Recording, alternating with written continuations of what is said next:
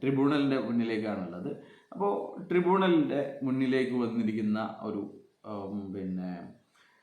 അപ്പീലിലെ വിധിക്ക് വേണ്ടിയിട്ടാണ്. അതിൽ വിധി ജയിച്ചു കഴിഞ്ഞാൽ ഇവർക്ക് 212 കിട്ടും, അത്ര മാത്രമേ ഉള്ളൂ. അത് മറ്റ് യാതൊരു വിധത്തിലുള്ള കാര്യങ്ങളില്ല. അപ്പോൾ ഈ നടപടിക്രമങ്ങൾ, ഈ 212 അറ്റാച്ച് ചെയ്തതിൽ നടപടിക്രമങ്ങളിലെ പാളിച്ചകളുണ്ടോ എന്ന് മാത്രമാണ് ഇത് നോക്കുക. അല്ലാതെ ഇതിൻ്റെ അന്വേഷണവും കാര്യങ്ങളും ഒക്കെ PMLA കോർട്ടിലാണ് എന്ന് ശ്രീനയെ ഓർമ്മിപ്പിക്കുന്നു.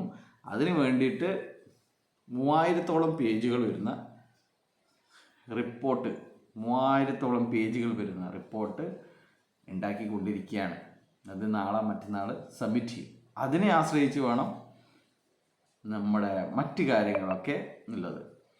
അല്ലാതെ ഈ പിടിച്ചെടുത്ത പണത്തിനെ കുറിച്ചുള്ളത് അത് നിങ്ങളുടെ മാത്രം സ്വത്താണ് അല്ലേ, അല്ലാതെ ലീഡർമാരുടെ സ്വത്തല്ല.